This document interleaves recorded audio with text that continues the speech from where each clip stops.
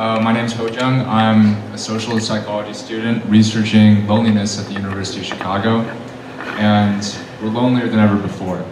We spend more time on these than like this together.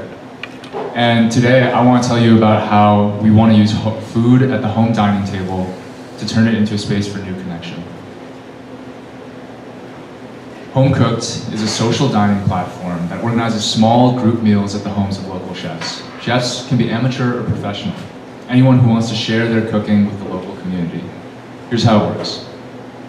Our app shows you events based on the profiles of the chef and other guests at the table. Let's say Christina, for example, is going to an event and you want to join her at the table. On her profile, you can see some of her passions and interests. And if you and her have interests in common, they would light up in green.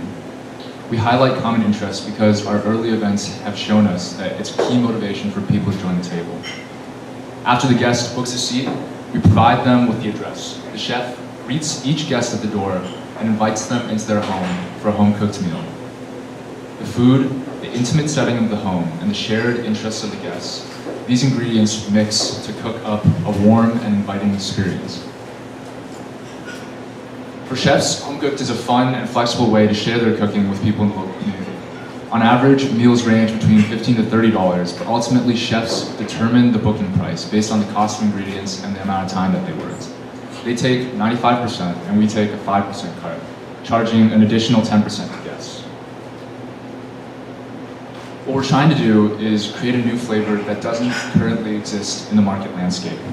Alternative services like Eat With or Feastly might provide a similar basic concept, but they're really just booking websites for professional quality food events. What we're imagining is much more like a social network around food. And we do that through basic details, like the small 6 to 8 person group size, to larger features like how we recommend tables with people who share your interests.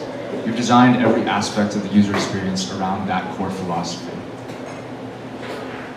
In our 9 months of operation, we've raised $75,000 in non-dilutive grant funding, and with that, we built a fully functional app, which is, it says October 23rd, it's supposed to be the launch date, but it's going to be around October 30th. We've served over 1,000 different paying customers, and most importantly, we've understood why our users love the home-cooked experience. We did this through over 100 user interviews, which we recorded and analyzed to develop our product. And over the next few months, we're really excited to hit a new set of milestones. Later this year, we're implementing a referral program and expanding to new cities, and working with food influencers like YouTube, Instagram chefs, or home cooking bloggers by inviting them to our meals in New York City and San Francisco. That'll help us drive our organic growth. And we hope to work with 800 chefs who in turn will get more interested guests and chefs involved through their already existing social networks. If we can run 40,000 events by 2020, we'll know that Homecooked can become a long-term sustainable business.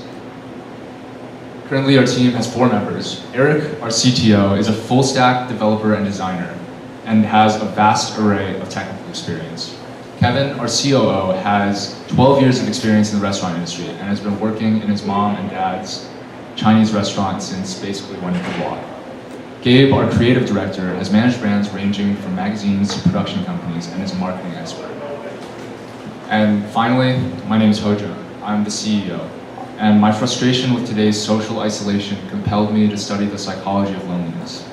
I found that 57% of all meals in the US are eaten alone. I decided to build a social dining platform to reconnect people. Eating together promotes trust, belonging, and above all, a sense of community. We're envisioning a world without strangers at the dining table, a culture where the table is always open. Thank you.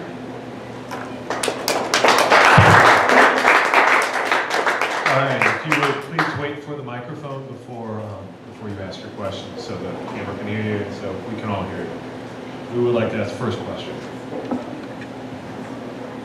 Where is the physical spaces? Is it in people's homes or is it restaurants? Where exactly?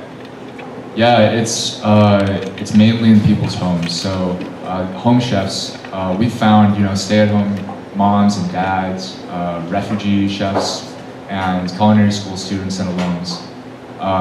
They're the most likely chefs, and they basically invite people into their home dining rooms or their apartment dining rooms and hold these events. Can you go over the business model again? Yeah, sure. So it's a really basic transaction fee model,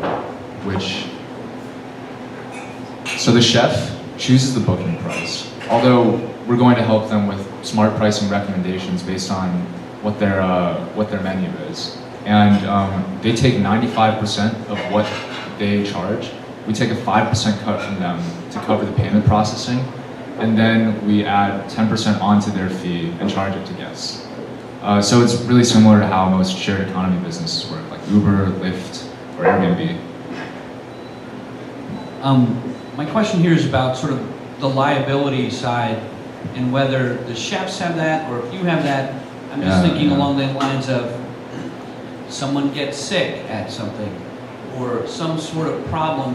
How have you sort of insulated yourself from, that happening, or do you require the chefs to have a certain amount of insurance, that type of thing? I mean, do they need to be bonded? I don't know if that's the right word, but just that side of it. I know Airbnb, when I do that, I've got to click on all these. I agree. So. Yeah. So it's really similar with us. We try to make it very clear that you're not eating in an official restaurant establishment. Basically, it's like as if you were going to a friend's home and just having dinner with them. But in terms of legality, it really differs according to municipality. Most municipalities don't really even have legislation surrounding this. California was actually actually exactly a month ago, they were one of the first states to pass a law that would make home cooking, home cooked experiences like this legal. Yeah, so we think that actually, in terms of regulation, there is really good legal precedence for us in bringing this to other states. And we're based in Missouri right now.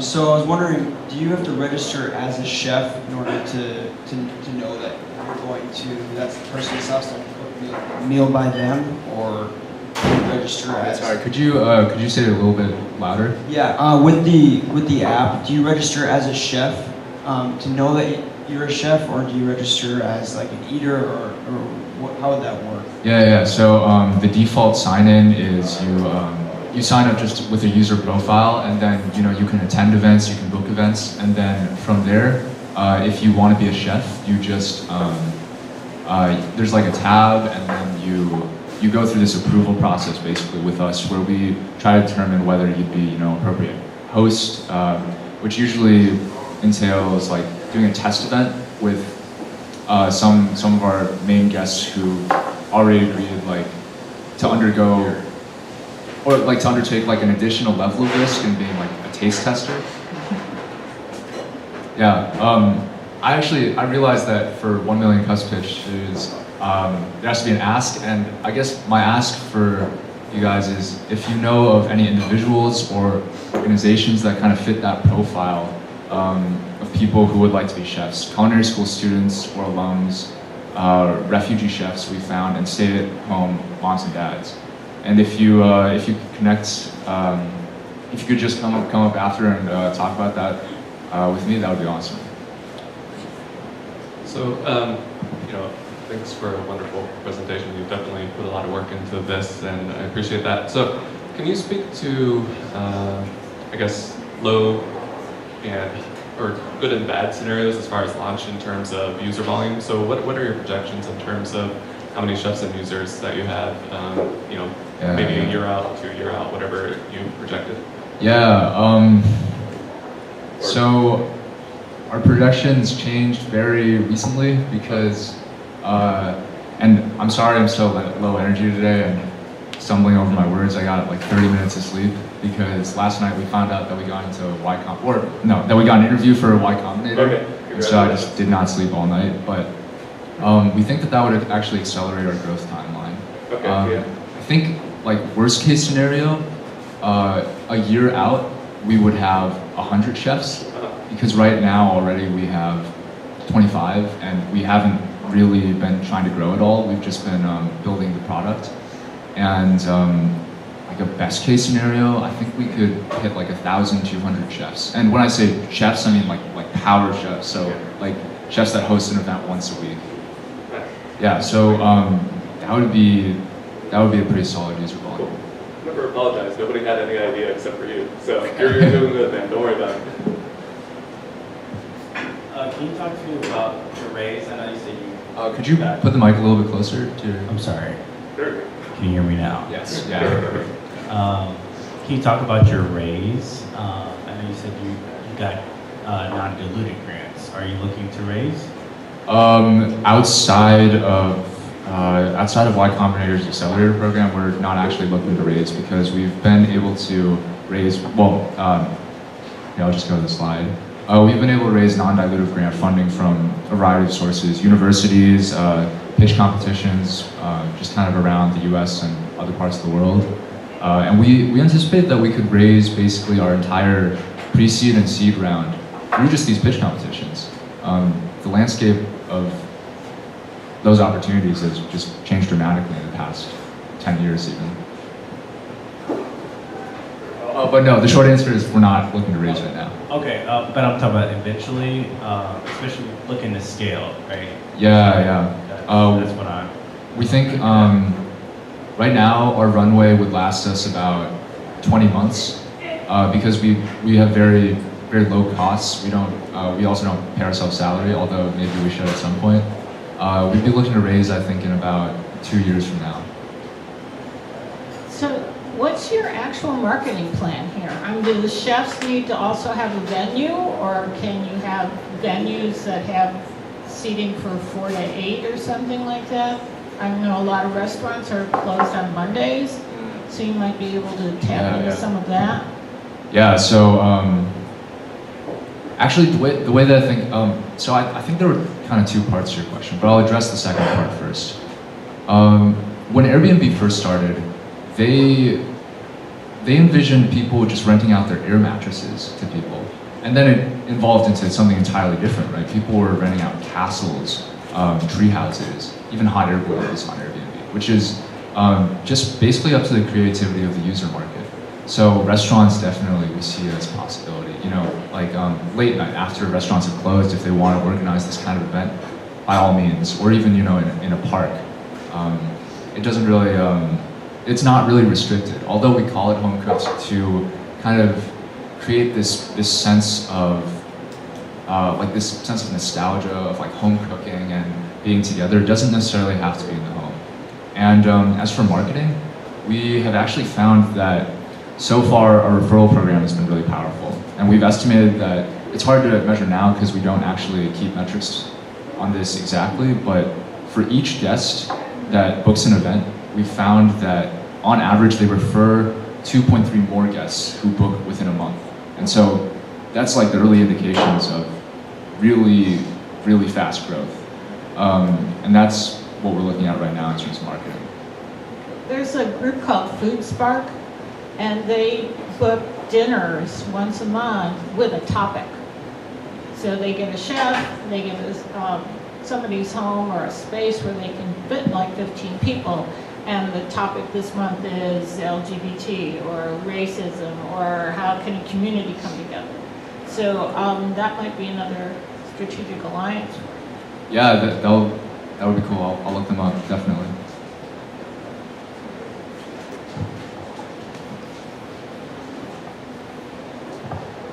You said right now you're based out of Missouri. I was just wondering, how have you started to, or how do you plan to expand? How far are you thinking of going? Yeah, so the chef segments that I mentioned before with culinary school students and alums, refugee chefs, and stay-at-home moms and dads. Basically, we're planning to reach out to, and we're based in Cape Girardeau, Missouri, if you know where that is. It's like a really small town. I didn't know about it until we moved there. We reach out to culinary schools, career advising offices, church and other community groups, as well as reintegration organizations. And we find that all of those organizations have really good leads on chefs to reach out to. And from there, within those networks already, there are a lot of people that are interested in participating in those events. And then those networks just kind of all cross-pollinate. So that's been our user acquisition strategy so far. Although we haven't really focused too much on growth, it's been much more about developing product in these past 10 months. Two questions. First, I think it's the slide before here, you had a list of,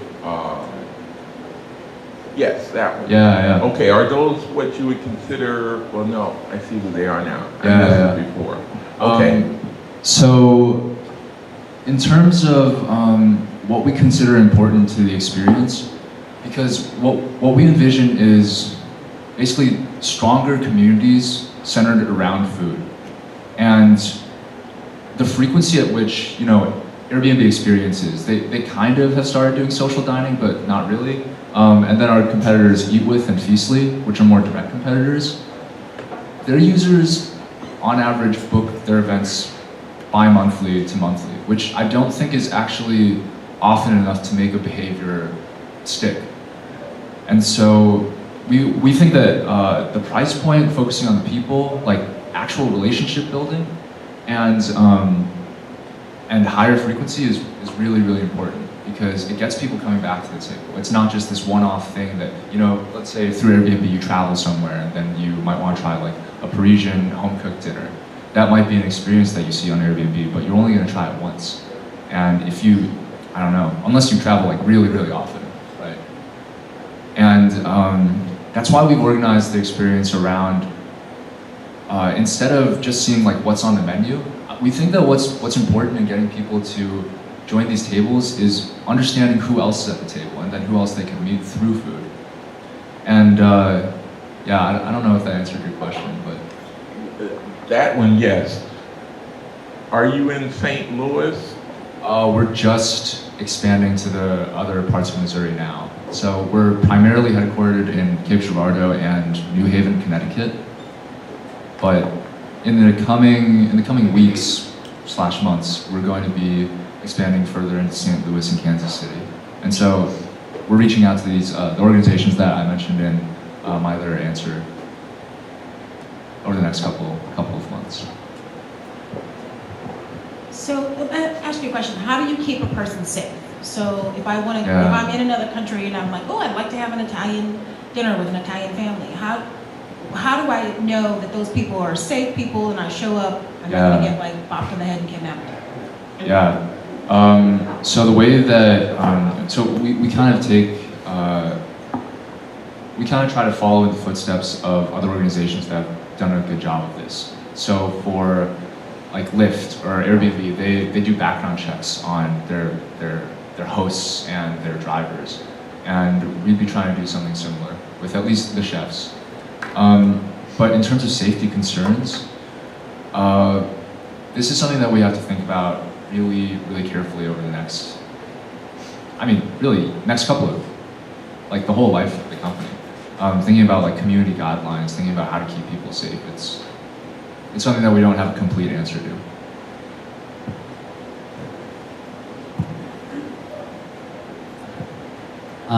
Once again, I love what you're doing, and I love the number of presentations we've seen here that really seem to be building community and connecting that. My question is about your use of social media, and I watched, went through your blog and watched a couple of the videos, and I am not a millennial, but I felt like 8 minutes might be long for people to be able to connect with, and I was wondering, had you thought about making some sort of, video that could be played at, say, different culinary students or people could access that could because it's, first of all, you guys, all the people on there are really appealing and funny and going through there, and I think it's a great idea, but have you thought about doing something that could then be your advertising out to the community? Maybe you've done it and it just isn't up there, but have you thought about making a video or some sort of thing? Thanks for reading and watching. We actually, I think the last time we put a video up was in May. That was just something that we were kind of doing for fun at the very beginning, when we weren't really sure what our marketing strategy would be. And now what we're doing is since we brought on Gabe, our creative director, his specialty is in brand marketing and filmography and photography. And so what we're doing now is we're producing much higher quality content, shorter videos, in the form of commercials that kind of explain the concept, showcase what we're doing, as well as so kind of similar to the vlogs that you saw, but much better planned out. Those ones were kind of just random and haphazard. So, I have a lot of questions for you, but I'll stick to the most. Oh yeah, and if you have any more questions, I can be around for like 10 more minutes after this. All right. Yeah, for sure. Very generous. So, I think you may have touched on this a bit with some of the regulations and changes that you're seeing in California law, right? It sounds it's a bit more favorable for what you're attempting to do. But in the meantime, there's 49 other states that have other regulations, and it depends on municipality. But a lot of municipalities, if not all of the municipalities, require kitchens to be inspected. What you've essentially created are a series of commercial kitchens insofar that you're charging to eat there. How can you, or do you, kind of cope with that, or do you just hope that it doesn't? Is it a numbers game? It's a complicated question, and one that no, it's a good question though. It's a question that we're still trying to figure out the answer to. Actually, the reason that the California, maybe just to give some background about this would be useful. The reason that the California law was passed was because another startup called Josephine, which does not this, but like home-cooked catering, meals for pickup, worked with the governor of California to pass that through. And so the way that I think about regulation is that first we let all of our guests know the risks that they're undertaking, and many municipalities don't actually have, this is a gray area for them. It doesn't really fall anywhere, and so we classify it as like a social dining experience. It's not really about the food as the point of sale. That's less of a solid answer. The best answer is that I think that laws are very subject to change, and if a state like California can create that legislation, that's basically the path that we tried to take to push it through in other states. Well, and to your point, you're not necessarily, there are similar experiences for sale on Airbnb, so if there's any unfavorable... Right, they would try to fight that as well. Yeah, you have a nice, would be nice billion and whatever their valuation is. Yeah. that would be nice to not have to fight that battle alone. Very cool. Thank you. Yeah, thanks for your question. All right.